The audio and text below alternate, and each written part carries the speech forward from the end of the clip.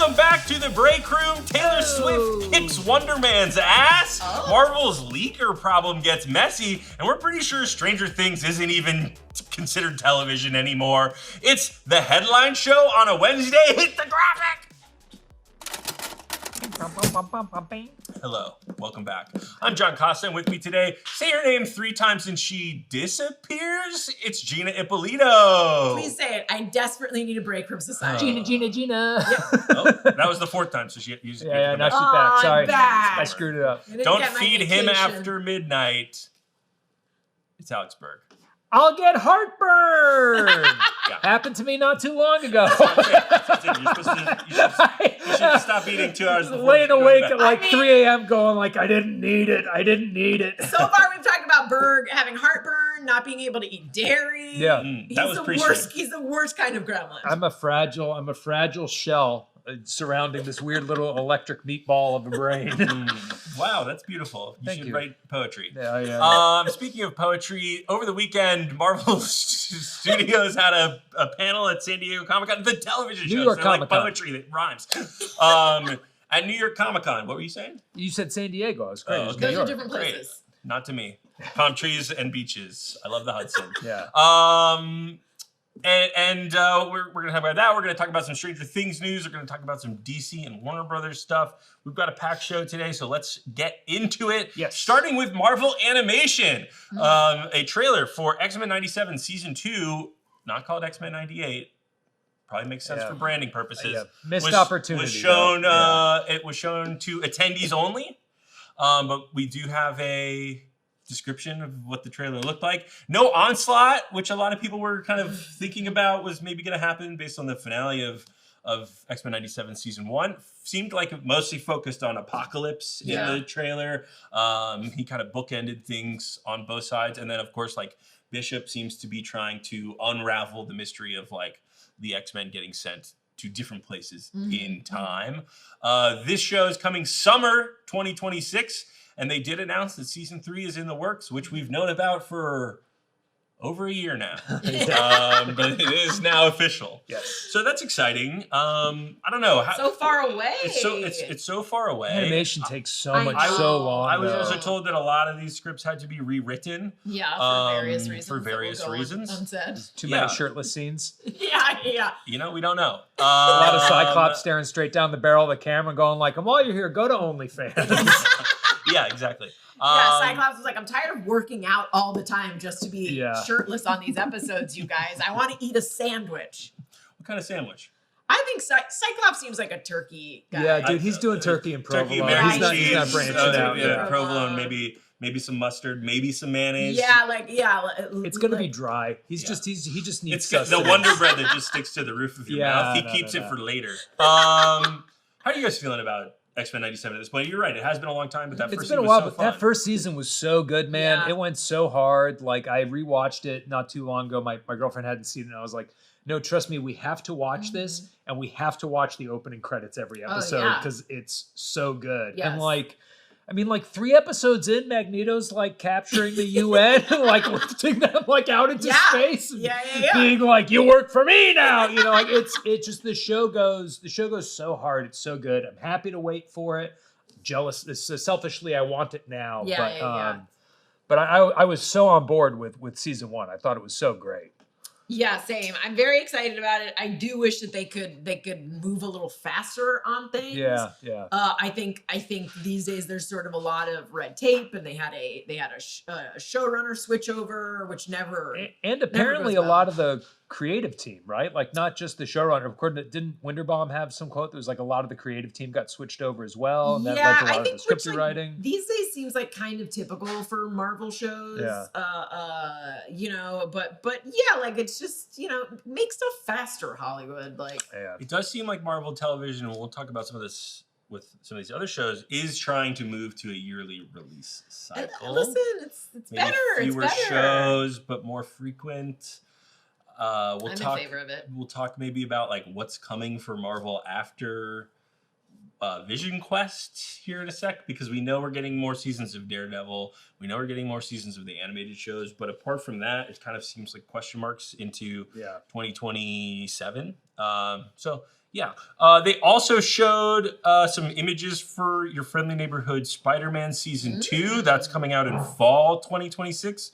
And they said Venom is going to be in this season. Hell Daredevil is returning, going to be in a red suit this time. Wow, big news. I don't know, but Venom big is day exciting. for the color red. Color red's been feeling underrepped in the Marvel canon. Because it's October. It's Oranges month. You don't get to red until December. Yeah. You don't want Christmas Daredevil? You know what? I would love Christmas Daredevil. Dude, honestly, a Christmas Daredevil where he's just like in red and white with like the white piping to make him look Santa Clausy. I'm on board for it. I'm on board for it. He like pipes like when you're on a Nightmare Before Christmas during like the holiday months, he pipes in gingerbread scent everywhere he goes. So he's like beating up criminals. They're like, ooh. Oh, he smells great. Yeah. Pumpkin spice Daredevil.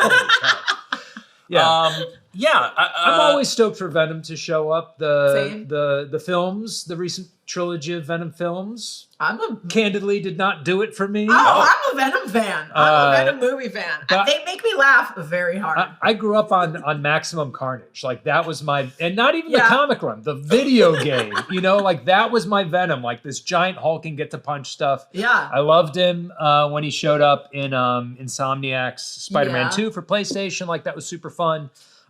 So you know, anytime we get to take another run at Venom, I'm optimistic.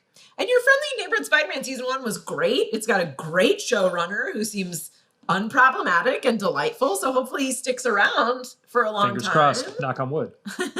Continue to be unproblematic. That would be great. Okay, speaking of problematic, Trevor Slattery was featured in the Wonder Man trailer. I do like them calling out, like, who's this guy? I think he was a terrorist. It's like so funny.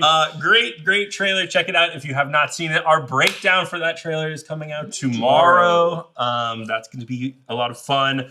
I loved this trailer, and I had to sit there and be embarrassed by how much I loved it, because I know that there are people that like don't work in this industry who are like, man, those people in Hollywood really like their stories about Hollywood, and I do. Well, I'm one of those people who's like, hey, can we quit the navel gazing for a second? Like every time Judd Apatow releases a movie about how hard it is to have a career in comedy, I'm like, dude, just try something else. But something I liked about this, it seems like Marvel poking a little bit of fun at themselves. The actor who played the president of Baravia or whatever, I'm blanking on his name.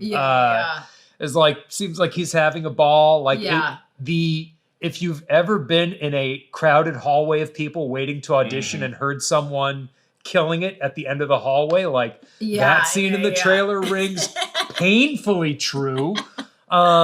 You know, so I'm actually on board for it. Wonder Man's not a character I have any familiarity with. Like I learned more about Wonder Man in this trailer than I have in the rest of my time on this earth.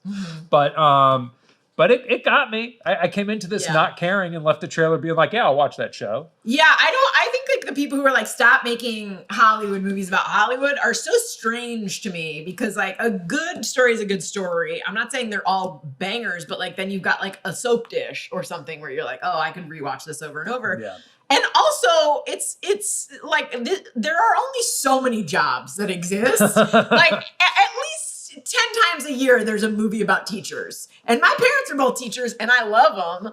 And so I'm like, yeah, look at this TV show about teachers or this thing. And I'm not like, stop making stories about teachers. But like, for some reason, people are like, oh, go book yourself, Hollywood. Why are you writing the studio about Hollywood? You think somewhere there's like a group of like New York murderers sitting down going like, we get it. Another CSI, please. Show us how a movie is made. 100%.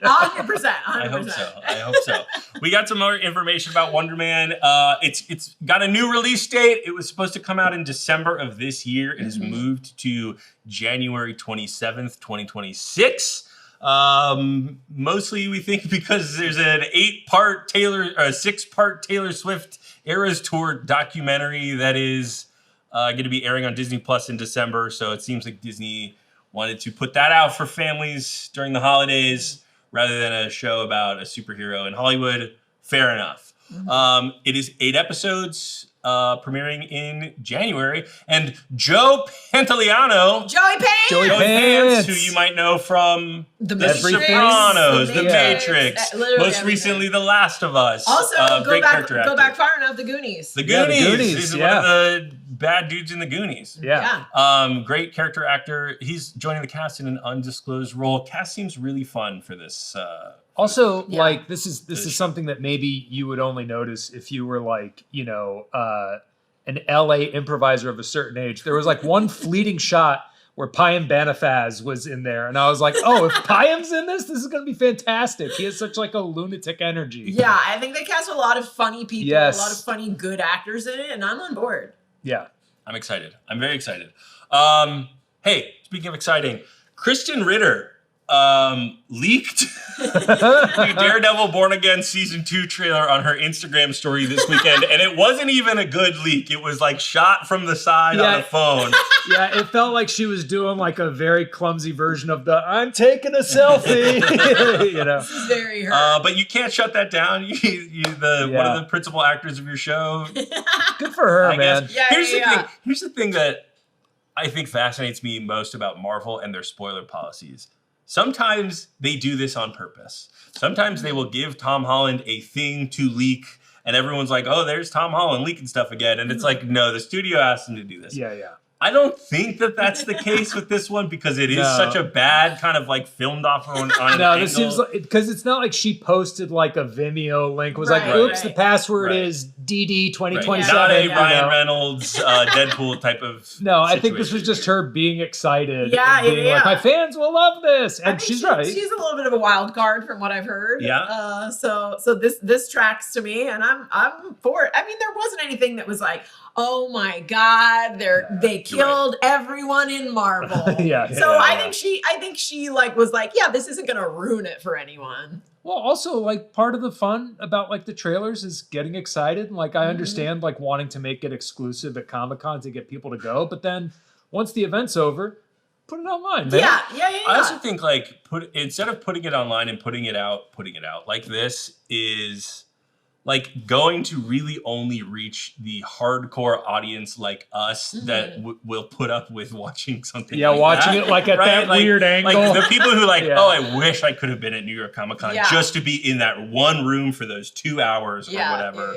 Like, your cousin's not watching this trailer, but maybe is watching Daredevil, but it's not like, oh, thank God, I can finally watch this bootleg thing. So like putting it out like that maybe keeps the eyeballs on it lower, but it's still going to do well for the fans who are interested in it. It was the trailer was set to Childish Gambino's Lithonia, which was like a big song on TikTok last year. Here was what happened. Give yourself mute for 30 seconds if you don't want to know, but there's really no spoilers in this description. There was a missing poster for Matt Murdock specifically. Karen and Matt have a little smooch, a little kissy. We did see a Daredevil's new suit with the DD on it. If that gets your D. Delighted. Thank you. Sorry, I went there. His name is Dick Devil now. That's what the trailer showed us. Is now he's Dick Devil. Instead of being blind, he has dicks for eyes. The Dick of Hell's Kitchen. Oh, okay. He's like the Corinthian from Sandman. Instead of tiny mouths, it's just little tiny dicks. Little tiny dicks. Perfect. That's what the horns on show. Yeah, there you go. And they have a little flop to them. The Breakroom set is full of collectibles. For a simple reason. We love them. We love collectibles. It's so satisfying to complete a set. It's so fun to have something to display. And if you're in love with a fandom, the more ways you have to engage with it, the better. That's why we were so excited when Fandrop reached out to us. We get to get in on the ground floor with a new awesome collectible. This is destined to become the next must-have collectible. Fandrop is where art and collectibles collide, where its unique execution captures iconic moments throughout the history of the world's biggest franchises. They're launching with Star Wars. Look at this guy. Oh, this is what the box looks like. And then when you take it out of the box, Look at this. With Star Wars, Fandrop showcases the most epic moments that all fans will love. This is Luke and Darth Vader colliding. What we love so much about Fandrop is how each one frames up epic moments in a displayable diorama that Star Wars fans will love using sculpted figures. Plus, each Fandrop comes with an iconic artifact, an integral part of the epic moment, or sometimes a consequence of it. These artifacts can be common, rare, or ultra rare. Also included is a collectible scene marker in the form of a collector mini print and displayed on the back of the diorama. Either a movie poster or a comic book cover. My personal favorite is this Mandalorian and Grogu team up versus the Mudhorn from season 1 of The Mandalorian, where we get to see Grogu use the Force for the first time to save Din Djarin, and the artifact is the Beskar armor with the Mudhorn signet. Check out the Fandrop Star Wars collection, each with an epic scene depicting 2 iconic Star Wars figures. There's 4 dioramas to collect in Wave 1, available now at major retailers. Daredevil and Jessica Jones. Actually, I think it was Matt out of costume and Jessica Jones meet in a church. Apparently Foggy is alive and back, or who knows? That's got to be just like there's flashbacks with Foggy, right? Well, if he's kissing Karen, that this might all be flashback.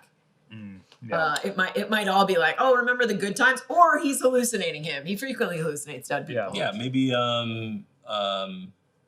Scarecrow's in this one. Yeah. Honestly, Scarecrow Devil. Yeah, I'd be into that. This show, sorry, sidetracked for a second there. This show is premiering on March 4th, 2026. We knew it was going to be in March. That's only 5 weeks after Wonder Man comes out in January. Yeah. Wonder Man has 8 episodes. Well, what do you think? Do you think that they're just going to kind of double up on Wonder Man episodes? I think they're binge dropping it. You think we're going to get all 8 I rewatched the trailer earlier today, and it just said streaming, January 27th or whatever the date is. Not premiering. Yeah, so I think they're gonna batch drop it. Interesting. I think they're gonna pull an Echo on us. You're killing me, man. You're killing me, Disney. That is a bummer. Yeah. That is a bummer. And I think for some shows, like a binge drop is great, but when Disney does it, it feels different. Yeah. Because they've made such a meal out of things in the past that between pushing the release date back, it feels like they're going to kind of like Eyes of Wakanda and just be like, oh, let's put it out. You know, it does sort of feel like a Michelin-starred chef made a delightful, delicious meal. Cutting little shallots and doing all of this and getting a little flamethrower in there. And then hang on, I want to hear it. There's a creme brulee involved, clearly, John. And then the server takes that server's name is Disney Plus, takes that dish and delivers it and goes, there you go. Yeah. Just puts it all in a bucket with the eggs on top, sort of a thing. Yeah. And they're like, you want some ketchup?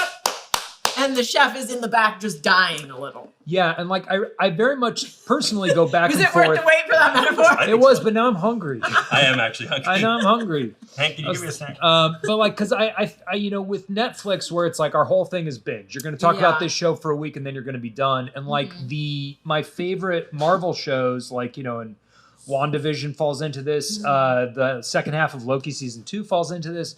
There's such a fun sense of what's going to happen, sense of anticipation, kind of going through that with Gen V season 2 right now. That's really great.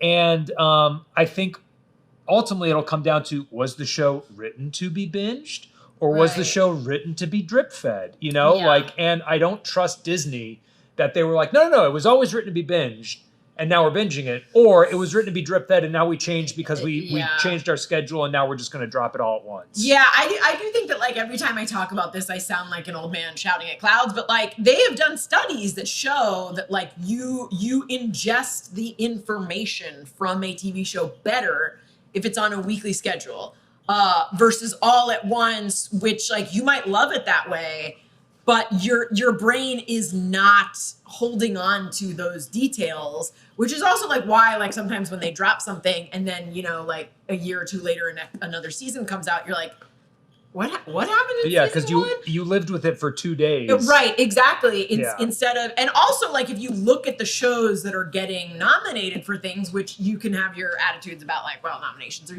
useless or whatever, but the Severances, the Pit, the Studio, those are all weekly things. because it's meant to be enjoyed that way, and it's not like sticking around, you're not talking about it, you're not anticipating it. It's just a superior model that worked for every For a long decade time. until maybe a year and a half ago. Well, I broadly agree, but part of me can't help but like devil's advocate here. Do it. I broadly agree, but like there is I think that some showrunners, who I will not name, don't understand the difference between a season of TV and a 10-hour movie. And I think for those shows, you're better off binging it because it's been written to be consumed in like 3-hour chunks or something. Do these showrunners rhyme with the Cruffer Mothers? Who knows? Who knows what the Cruffer Mothers of the world are doing? Cruffer Mother sounds like 70s slang. Like, oh, you better watch out. He's a Cruffer Mother. Like, oh, that's a bad dude. Jim Croce's going to write a song about those Cruffer Mothers. Bad Leroy Brown and the Cruffer Mothers on the wrong side of town. Let me devil's advocate your devil's advocate. Let's get let's get as many advocates for the devil in here as we can. Just devil's advocate. Yeah, no, because I really don't have like a super. I broadly agree with Gina. I think if it came down to it, but I am curious to hear. I have a good friend who has self-control issues, and she will stay up till midnight when a show is released and then watch it until she dies. Like a goldfish. Like a goldfish, Yes. exactly. Can't give a goldfish an HBO Max subscription. Give me that streaming password. No, but my real devil's advocate is like, we can have it all. We can have it all. You can put it out weekly. And then the binge freaks can just wait until the end. This is sometimes what I'll do. At the same time. I think is true. A show like The Studio, put it out weekly. Those are vignette episodes. It doesn't make sense to put it all out at once. But another show like Hacks, where it's sort of a story through the whole season, but it's only 30 minutes. Sure, and not that show is put out in a binge model, but like that you could just run Hacks through. Nominated for a bunch of stuff, and it was a weekly model. It's just creatively, it is just superior. I also think like it is weird to me that the streamers do not want to put these shows out episodically, weekly. Yeah. Because you're getting an extra month of your subscriber base if you hook them into the show rather than I watched the show over the course of a weekend and now I'm unsubscribing. Well, I think what Netflix, at least it seems like, is looking for is a return of the kind of like monoculture that we probably last saw with like Lost. Like probably like Lost and like maybe the first season of Heroes, like I'm rewatching that right now. Which it's hard. It's hard to remember what a big deal Heroes was when it came out. Yeah. But like there were these like destination TV events, and I think Netflix at times, certainly with Stranger Things, which we'll get to in a second, you couple of Cruffer Mothers. But like I think Netflix has on several occasions kind of been able to capture the zeitgeist a little bit because they're binging. Yeah. But I don't think that's what Disney is doing with Wonder Man. No. I think Disney is going, fuck it, put it all out at once. You know, like. I will say that like every single creative that I know, writer, showrunner, director, prefers the weekly drop, because imagine if you're a director and you put your heart and soul into like, let's say that great episode of Severance that everyone was talking about for that 1 week. I'm blanking on the title of the episode right now. Oh wait. Yes, but episode 7 of season 2. Was it Cold Harbor? Was that?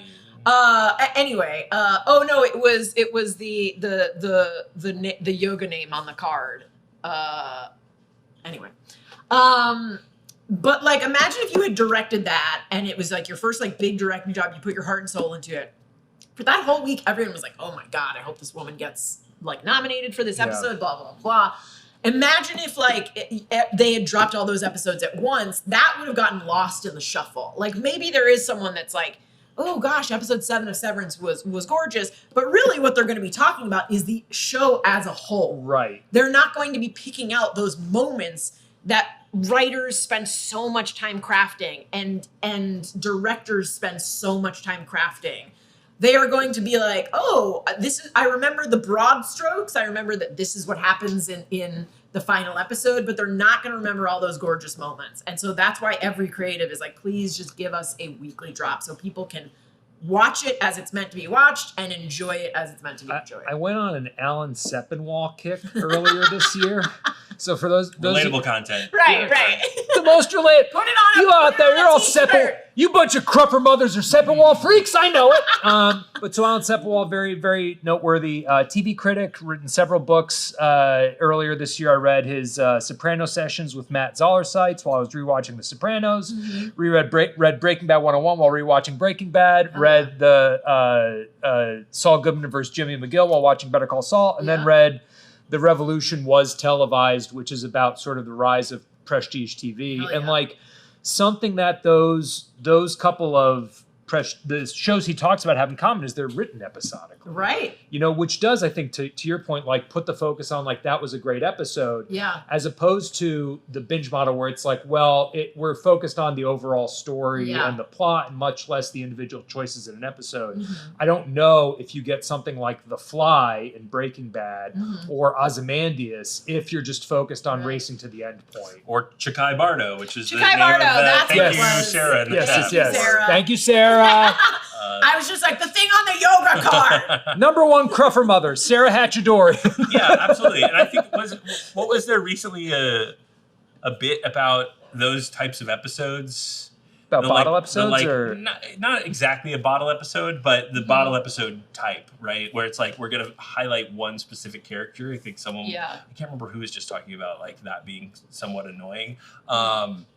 But they also, if they're executed well, some of the best episodes. oh my God, watch Fargo season 2. Like Yeah. every episode of Fargo season 2 is phenomenal, I think. Yeah. But it does what Game of Thrones failed to do and give each episode a character perspective.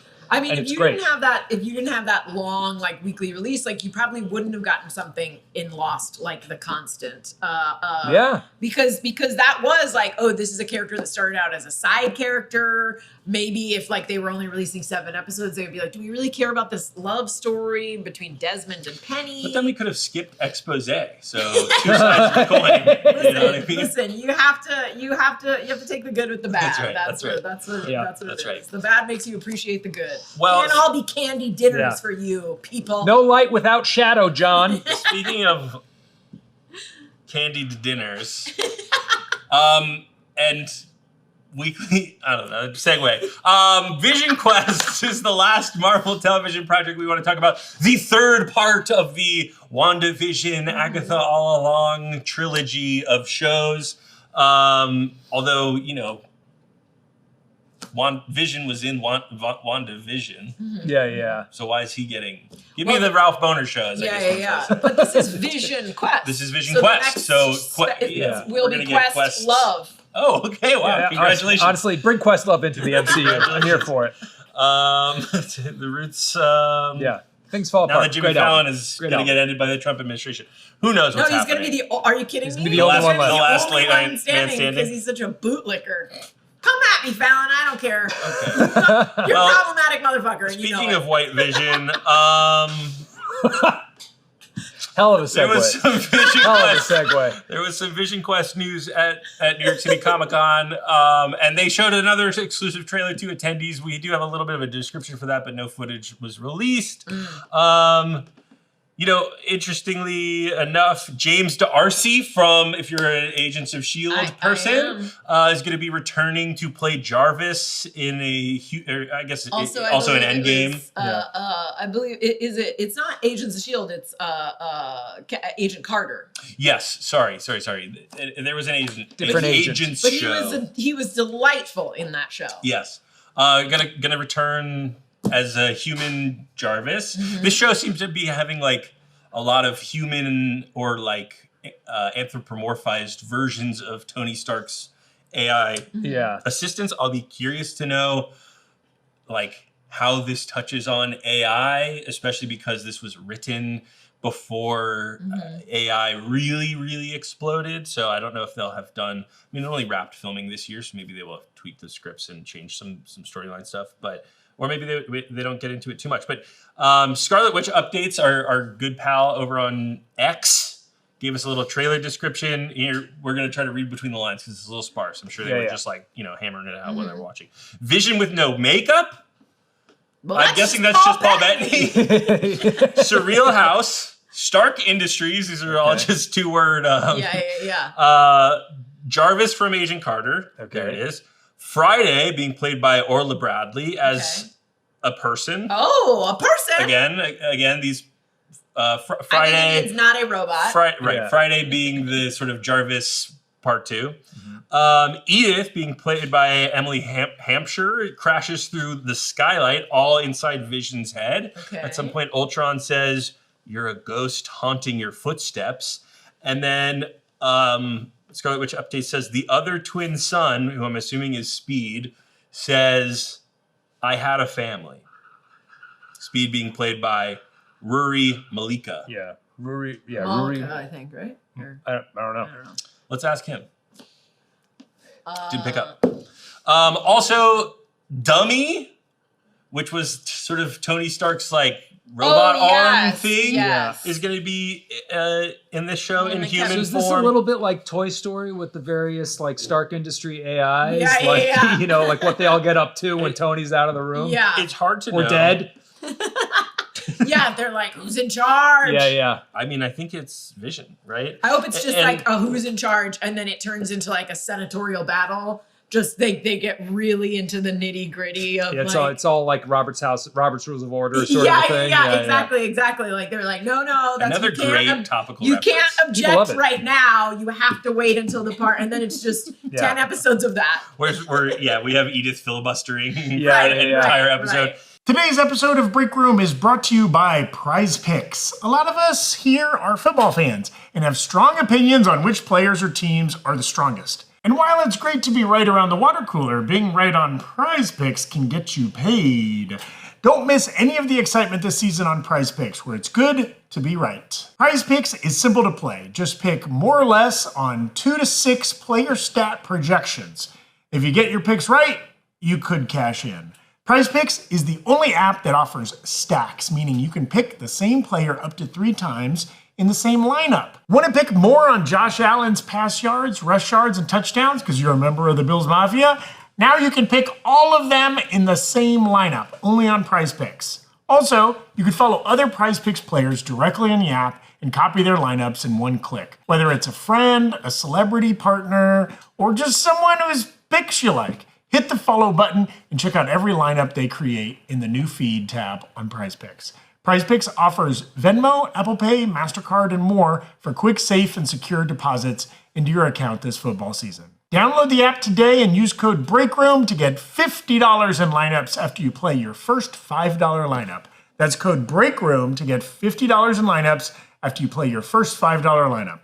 Prize Picks, it's good to be right. Yeah, so I guess the sort of like log line of this show is that White Vision has all of the memories of the original Vision, but struggles to connect with the emotions, right? That makes sense. Has he considered taking an improv class? Yeah, or maybe like Zoloft.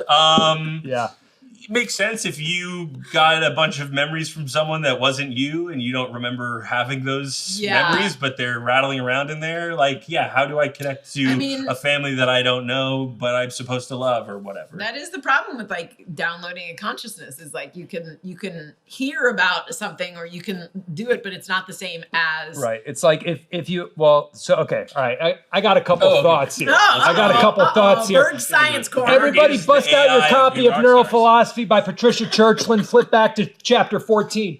So the Patricia Churchland, who's a very influential cognitive scientist, takes the stance that neural correlates are the neural correlate of an emotional event is equivalent to the emotional event, right? So there's like an old philosophical program, like if you had somebody a blind person who knew absolutely everything about the world, would they know what it is to see the color red? Like they know everything about the color red, would they know the experience of seeing the color red? A lot of people think those are two separate things. Patricia Churchland says, no, I tend to agree with Patricia Churchland. So, but obviously it doesn't make for good TV, so it seems like what they're doing with White Vision is being like, we're going to give you all the memories without the emotional content. But in reality, you guys, I don't think you can separate those two. I think he's going to have some feels. Interesting. I think he's going to have some feels. Maybe that's what we learn in these episodes. The real memories are the things we felt along the way. I just hope there's a line where he says, "What is this wet stuff on my face?" Envision cry? Did that make the programming? We don't know. I mean, he can bone, right? What is grief if not love persisting? But he bones in the hex. Like, you can bone without... You don't think those two Anyways, bone before being in the hex? Tania Miller is also playing Costa, which is exciting. Yeah. Cool. You wanted to talk more about robot cyberboning? boners? I'll say this. Cyberbone? Alien Earth, which I thought fumbled the landing but had some good stuff along the way, brought up a lot of interesting, like, theory of consciousness, like philosophy stuff with the synths and the cyborgs and the whatever Timothy Oliphant was, hybrids, or I'm getting mixed up, but maybe White Vision or like Vision Quest like doubles down on that in interesting ways. Like I'm here for it. I think like, Blade Runner 2049 was like really great for like, and the first Matrix movie, not the rest of them, was really great for being like, hey, here's like this interesting philosophical thing, but also it's just like a great sci-fi story. Yeah. So I hope that's what Vision Quest winds up being based on this, this limited description. I think it's going to be good. I have a buddy who wrote on it a long time ago. I don't know how many like iterations of it. But they did like, they approached the same team that did WandaVision, the same team that sort of did Agatha all along. So I have faith that those people, I mean, they're 2 for 2 so far on those shows, in my opinion. I think they're gonna stick the landing on this one. I think my excitement for this show is a little below what my excitement level was for Agatha. Is though that I because know you have the memories of watching the show, but not the actual experience. Unfortunately, I have no emotion. But even so, Agatha exceeded my expectations. Yeah. So I'm hoping that this show does the same thing. Now, I have one request for showrunner Terry Matalas, which is give us a new way to refer to this character other than White Vision. White Vision. Please, God, please, God. Pale Vision. I don't care what it is. Pasty Vision. Milky Vision. Let me stop calling him White Vision. Yeah, we'll just call him Cataracts from now on. Yeah. He also had a quote saying there's one scene in the finale that is like kind of a Marvel dream that I got to do. Take that for what you will. I think everyone has a version of that in their project. Stan Lee, but he's my mother, but he knows he's not my mother. You know what? When you said, when you said that at first, I was like, oh, it's like a dream sequence. And then I realized like, oh, no, it's his dream come true. Like this is, I have a budget, but I'm still just mashing my action figures together, making them fight. Like, maybe that's what it is. A Toy Story. Yeah. Yes. This is coming in 2026. No month, no quarter, no information about that yet, but it is coming next year, apparently. Real fast before we move on to Stranger Things, there's also some Doomsday Secret Wars stuff that kind of came out during New York Comic Con or San Diego Comic Con, if you want to get it wrong. Yeah, either one. Simu Liu was there and was asked a couple questions about Doomsday, and he said, every page of this script that may or may not have been finished when I was reading it. Such an asterisk. I would read a scene and I'd be like, I'd pay $20 to see that scene. I'd pay $20 to see those two people fight and make those two people make out. And then he said he was kidding about the make out part, maybe. But maybe if we don't get Professor X and Magneto making out, why are we making this movie? It's true. Maybe he has to say I'm kidding at the end of it, like we have to say alleged abuser. Alleged bad guy Harvey Weinstein. Yeah. Right. So that we don't get sued. That's right. Allegedly, also Shang-Chi will be sharing scenes with Professor X and Magneto. Right, so we know what pages he was reading. Also, which also makes me think, hey, Professor X and Magneto might share scenes together. Who would have guessed? They might smooch. They could smooch. I hope it's literally just like Shang-Chi shows up and he's like, "Hi." He's in the background. Yeah, he's like, "Hi, where'd you get those? Where'd you get those apps?" And they'll be like, "Oh, there's a guy walking around them." He's like, "Thanks." And then I paid $20 to see that. Guy looking for past apps at a party. That's relatable. That's relatable. And then like Magneto's like, here's a trick: stand right by the door to the kitchen so you can get them. You get them right when they come out. And then he and Professor X start arguing. Like Professor X is like, no, everyone's onto that trick now, so they're going above their heads to like go back. Yeah. And it's just 15 minutes of them. You just got to slip a server $20. That's it. That's what I did last time I was okay. at Place Past Apps. So I was like, hey, my girlfriend's hungry. Please come back. They came back. Please. God, Wow. Please. Yeah. Please come back. Hey, another guy who should have been back in the MCU by now, Oscar Isaac, was asked if Moon Knight would be in Secret Wars. Could have asked him about Doomsday, decided not to, I guess. Skip over it. And he said, I don't know. It's a secret. Okay, Oscar. Wow, That great means wordplay. yes. That's probably it. That's probably it. Yes. I Thank maintain that everyone who If you gives, don't like, deny. I think like the only although he's like he's being coy, so he's being smarter than some of the other ones. Our good friend Coy. Hey, we finally got to the Stranger Things part of today's show. Today there was a Variety article that came out about the final season. Here's some of the stuff we learned. I apologize to breeze through this, but we really should. We're running out of time. We got other things to do today. There's going to be an 18-month time jump. I think that this was already sort of revealed in the past, but this is now confirmed in the Variety article. We also got some run times for some of the episodes. Episode 1 is going to be an hour and 8 minutes. Ugh. Episode 2 is going to be 54 minutes. Ugh. I was complaining about Peacemaker episodes being too long, so I will not complain about these episodes being... I was complaining about Peacemaker episodes being too short. I will not complain about these episodes being too long, unless they are stuffed with a bunch of Duffer Brothers BS with like a band from Hawkins playing music that I don't care It's for a an 15-minute hour. ad for their wine and spirits company that they're running. I'll tell you, I signed out of this show hard when they had the Never-Ending Story sing along on the walkie-talkie. That was when I was like, you're not getting me back. Didn't work for That me was either. a very Will she even show up in this season? Dustin's long-distance girlfriend. No, she's dead. Did they just forget about that? Like they forgot about all those other kids from Chicago or whatever? That wasn't very. Oh yeah. The ones where it was like, other kids have powers. Then by like the last season, they were like, ugh, people did not like that. they all It was a their whole backdoor planet. pilot, right? Yeah, they were it clearly was. trying to go Yeah, for a yeah, spin-off. Talk about That fooled no one, by the way. Like everyone who watched it was like backdoor pilot, not good one. That Never-Ending Story did have the stink of, hey, people don't know this kid can sing, and he's sang in some things. Well, I think Stranger Things is at its best when it hits the vibe without getting caught up in the nostalgia of that era. Yeah, and like yeah, season 1 and I don't remember season 2 super well, but season 1 I rewatched not too long ago, and like it really nails that. Like the second you see the font, you're like, Needful Things. Those ads scared me as a kid. Yeah. You know, like So I'm optimistic because it's been such a kind of cultural juggernaut. I'm rooting for it. Yeah, but I think I to... might not be the target audience anymore. Which is interesting because we were the target audience. Yes. Berg and I are around the same age. Yeah. And that is very much the Goonies generation. Yep. That this show was marketed towards.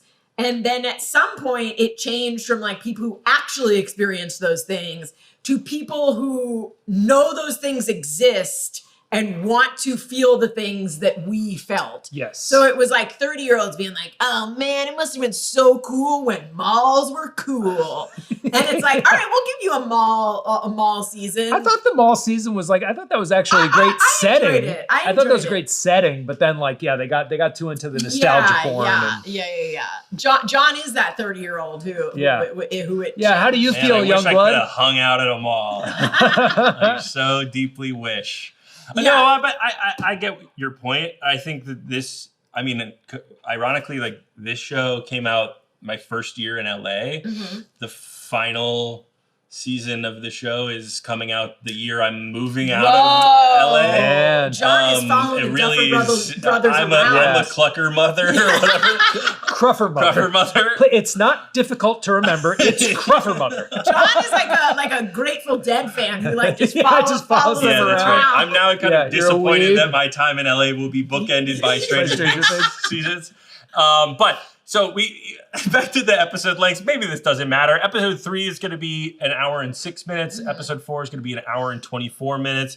And then we also sort of learned that the finale, episode 8, is going to be around 2 hours. Mm-hmm. The finale of season 4 was 2 hours and 22 minutes.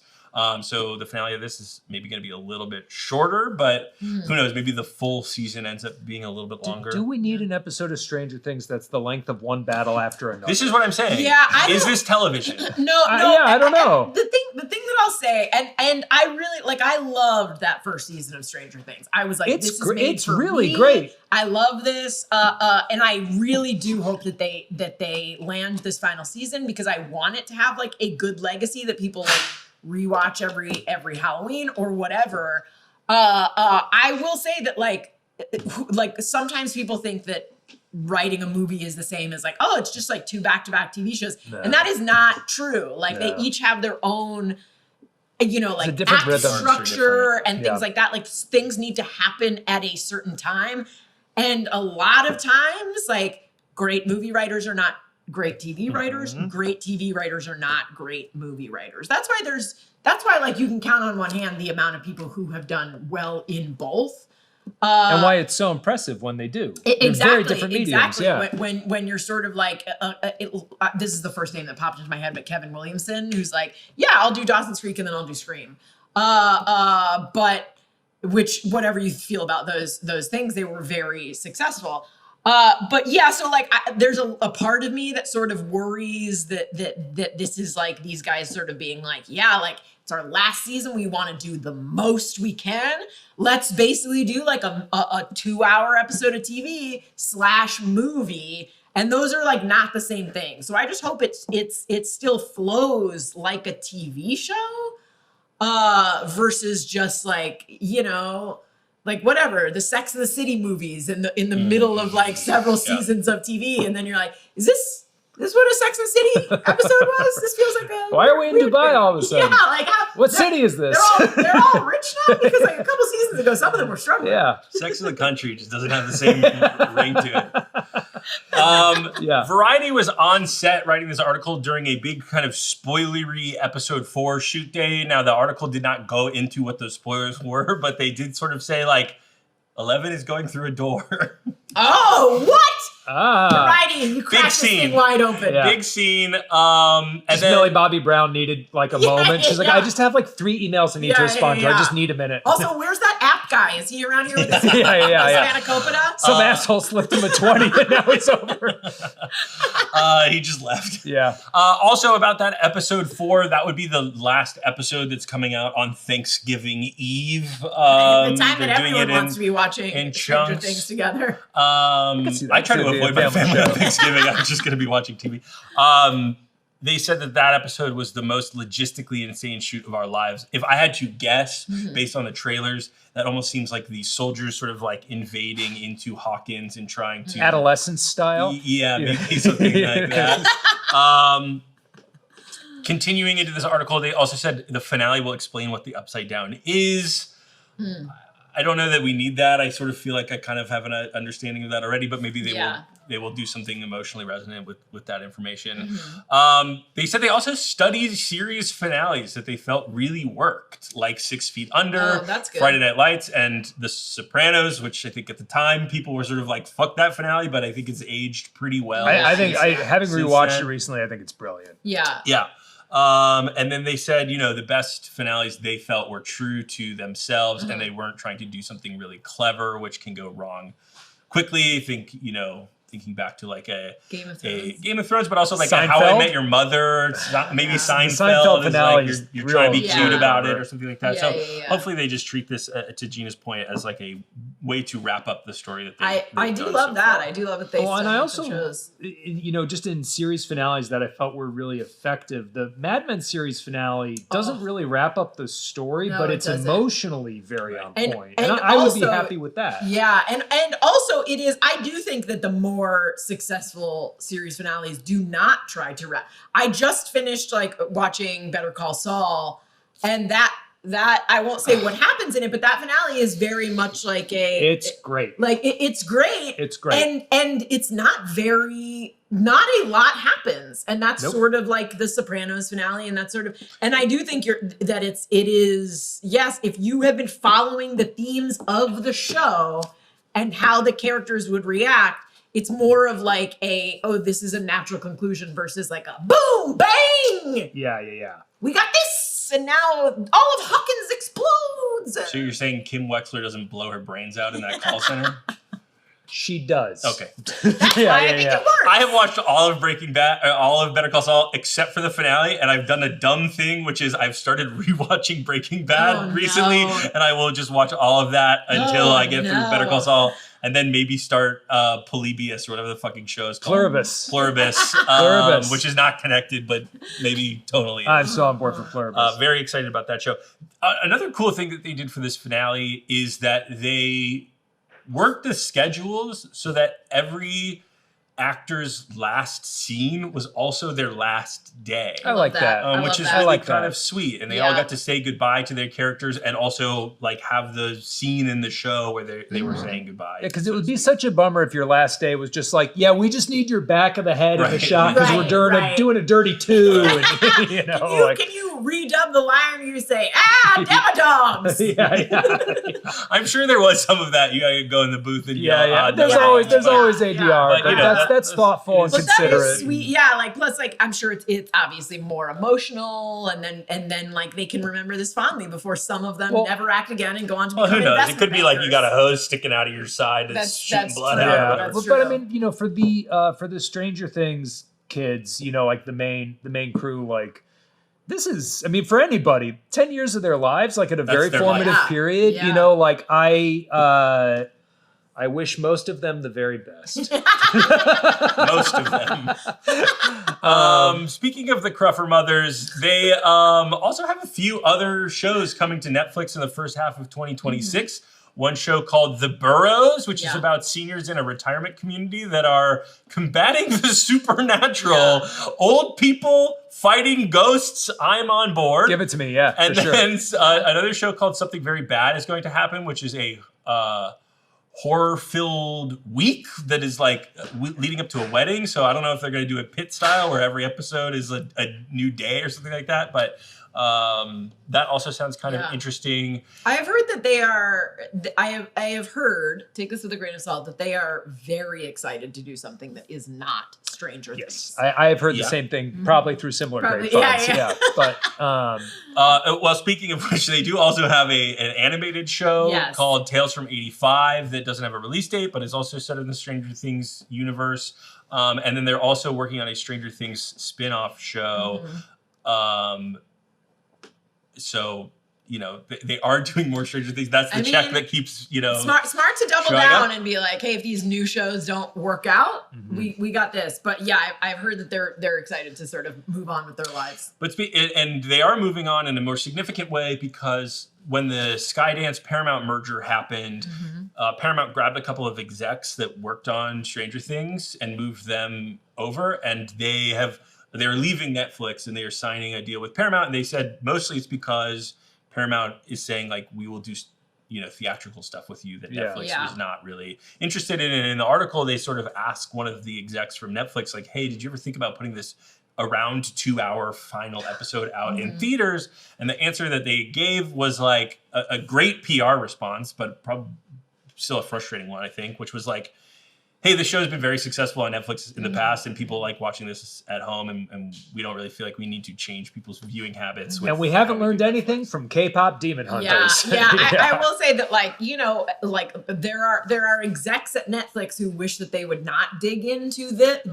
on like not releasing things theatrically, but when the guy at the top is so adamant that theater is dead or dying and we can't like be beholden to releasing things, like you can't, I mean, you're going to lose people like the Duffer Brothers. I bet they'll do theatrical releases. Special screenings. I mean, like the K-pop Demon Hunters is coming back into theaters a second time. And I think it's very different to be like the finale of a TV show that's a streaming show that's been streaming forever, to just release that theatrically. But I bet they'll do fan screenings in major cities, you know, like the week it comes out and stuff. Like they say no. But also, to play devil's advocate, K-pop Demon Hunters is a movie, and I'm sure they want to get a Best Picture, Best Animated Feature nomination for that movie, and I'm sure they will and win. Selfishly, I want the Duffer Brothers to do very well on Paramount, so that Netflix has a little bit of egg on their face for not negotiating. And Netflix will have Knives Out Knives. Yeah, what's the new Subtitle- one? Subtitle coming out. Dead Man Wake Up, Walking. Dead Wake Up, Man. Dead Man. Yes, thank you. And the Chronicles of Narnia movie that is coming out next year. So, That, so yeah, they're not Greta- allergic to theatrical, but I wish they would put more things out, especially because they fucking bought one of the best historical theaters in Los Angeles, Yeah. What'd they buy? the Egyptian. No, Netflix yeah. bought the Egyptian. For a How did couple I miss this? They were also the people that renovated it and made it as nice as it is today. There you But I digress. Why buy the theater if you're so allergic to Right. theaters? I don't Yeah. understand. It's walking distance from their headquarters, and you can do screenings. Right. there. Yeah. But Just speaking 'cause about, Zaslav wants to go in and fart in every seat. and I'll sniff those The farts. dream. I'll tell you, I've sniff I've those wanted farts. to be rich my whole life, and that's why. Berg, you're You know, I farting farted in you're every farting in this seat. seat right now, Berg. Yeah, oh yeah. We all know. I'm filling it up. Speaking of Paramount trying to ruin the industry, I don't know if we were exactly speaking about that, but their first bid to buy Warner Brothers has been rejected. Good. And may every future bid also be rejected. Yes. Please. Look, with the advent of streaming, it is true that media has been somewhat more democratized, although I would argue I don't want them being democratized the way that it has. It is bad for cinema and bad for television if all of these places are under one roof. It means there are less places for these great creative people to go if they don't like the deal they're getting somewhere else. And that means we will get less people like Christopher Nolan, who had to leave Warner Brothers for something better because he did not like what they were doing with his projects. So yeah, I think that there's you can love that like if the X-Men live in the same universe as all the other like Marvel characters and also be like monopolies are bad. Yeah. And I mention this because, you know, it is a little bit of industry news, but it does have implications for the DCU. I don't think that if Paramount bought Warner Brothers, they would say, hey, James Gunn, we're letting you go and we're going in another direction. But like Paramount, Skydance bought Paramount and canceled things like Yellow Jackets and I can't remember the full list, but like there are implications to these things happening. Well, and I think, you know, speaking as our token pro Zaslav voice here, The fart sniffer himself. the fart sniffer himself, I think that we all loved when Zaslav took over Warner Brothers Discovery and then shelved a bunch of things for the tax credits that people could have seen and enjoyed, and then decided that actually his plan wasn't working out and sold those things to other places and made Discovery its own thing. And, you know, like, I just think these money-grubbing schmucks are money grubbers and don't actually care about making things, which is a huge, is part of all these, like, you know, monopolies and larger conglomerates come. It's because it makes sense on paper, but not creatively. And I would love to see us get to a point where it's kind of these studios are more in the hands of creative types. Which is how it always was. Yes, like, for so like long. It was, I mean, United Artists was created Yes, it was because literally artists united Yes. to be like, hey, we want like more control over this. So it used to be the exact opposite of this. There would be companies and then there would be a faction within that company that would be like, I want to do things differently. Let's break off. And then you had two companies. Walt that could Disney make was things. still actually animating stuff up through Jungle Book. Yeah, you it know? was a great guy. He was great. He was great. He's a great guy. He's a great guy. Notoriously great. I just ate his churros the other day. They were delicious. Whoa, Gina! And I too believe- hot for you too. I believe I ate his turkey leg. That's grosser. I ate his That's No, I mean, Churros. I'm generally anti-union, but it should be said, like, thank God truly for, you know, Ryan Coogler and Zach Kreger and Jared Hess and Joseph Krasinski. Kaczynski. Ted Kaczynski. For, I don't know if it's appropriate to say saving Warner Brothers, but having Minecraft and Sinners and Weapons, and they didn't produce this movie, but they distributed Formula One, like those movies. Oh, and of course James Gunn with Superman. Like those movies meant that this bid got rejected.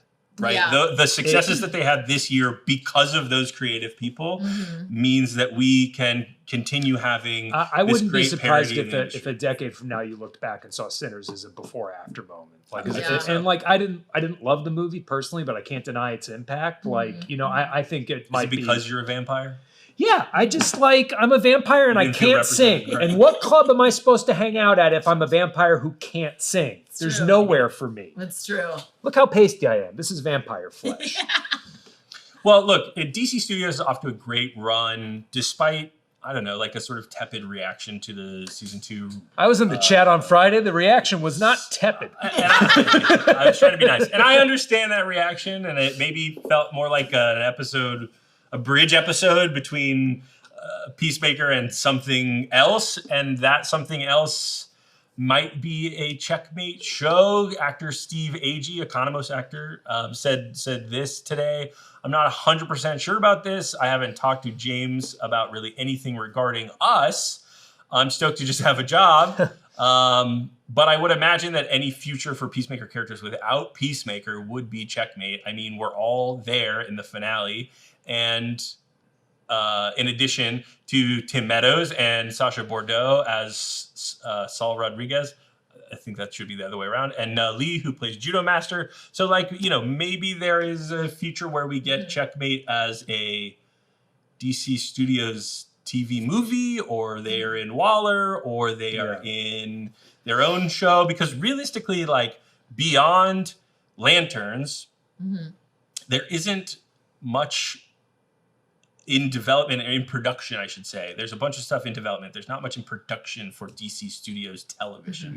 Yeah, I do wonder if this finale would have gone over better if season 3 had already been announced. Like it, like, because if we knew what was next. Right. Like, because as it stands now, it sounds like there might not, there, if you believe James Gunn, are no plans to make a season 3. So it sort of did feel like a nothing burger of an ending. But, like, you know, back in the day when, like, you knew, like, shows would end and you knew in 3 months or 4 months we're going to get another season, I think this ending would have been fine. I think it would have been like, let's look forward to season 3. Right. But since there's no promise of more, I think fans were a little bit it's annoyed. it's a slightly different context if you can see it as like, okay, now I wait. Right, exactly. Versus like this is an end forever to the thing that I love. yeah.